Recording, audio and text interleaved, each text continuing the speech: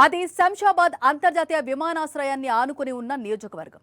అక్కడ పాలిటిక్స్ అనేవి చాలా కాస్ట్లీ గురు అని అంటుంటారు.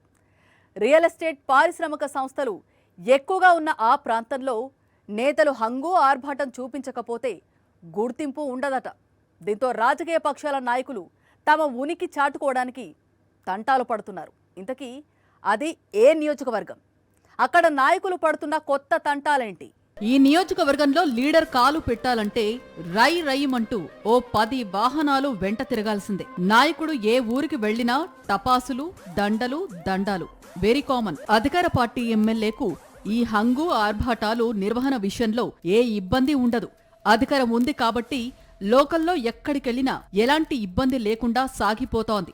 మరి ప్రతిపక్షంలో ఉన్న నేతలకు, ఎమ్మెల్యేగా ఓడిపోయిన నేతలకు ఇలాంటి హంగు ఆర్భాటం సాధ్యమేనా అని ప్రశ్న వేసుకుంటే కష్టమే అని సమాధానం వస్తోంది. ఎందుకంటే ఎమ్మెల్యే స్థాయిలో డాబు దర్పం చూపించుకోలేక ప్రతిపక్ష పార్టీల నేతలు అవస్థలు పడుతున్నారట.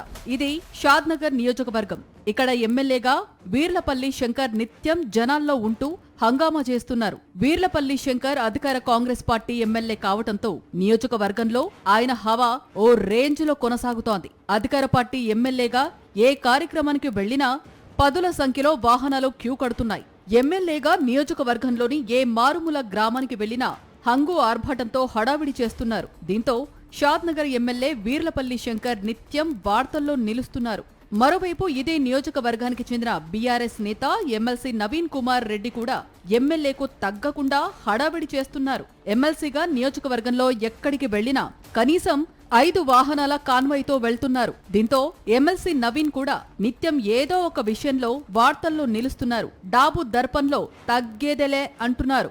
ఆ ఇద్దరు నేతలు చేస్తున్న హడావిడి కారణంగా ఆ విషయంలో తాను వెనకబడిపోతున్నాను అనే ఫీలింగ్ బీఆర్ఎస్ నేత, మాజీ ఎమ్మెల్యే అంజయ్య యాదవ్ ను తీవ్రంగా ఉక్కిరిబిక్కిరి చేస్తోందని సమాచారం. హంగు ఆర్భాటాలు లేకపోవడం కారణంగా 10 ఏళ్లు ఎమ్మెల్యేగా పనిచేసిన అంజయ్య యాదవ్ తన రాజకీయ ఉనికి ప్రమాదంలో పడిందని ఆందోళన చెందుతున్నారట. 2023 అసెంబ్లీ ఎన్నికల్లో ఓడిన తర్వాత ఆయన అందరిలాగే కొంతమేరకు నిశ్శబ్దాన్ని పాటిస్తూ వచ్చారు. కానీ అనుకోకుండా ఎమ్మెల్సీ నవీన్ కుమార్ రెడ్డి రూపంలో తన నియోజకవర్గంలో, తన పార్టీలో మరో పవర్ సెంటర్ ఏర్పడేసరికి అంజయ్య యాదవ్ ఉనికికి ప్రమాదం ఏర్పడిందని ఆయన అనుచరుల్లో చర్చ జరిగిందట.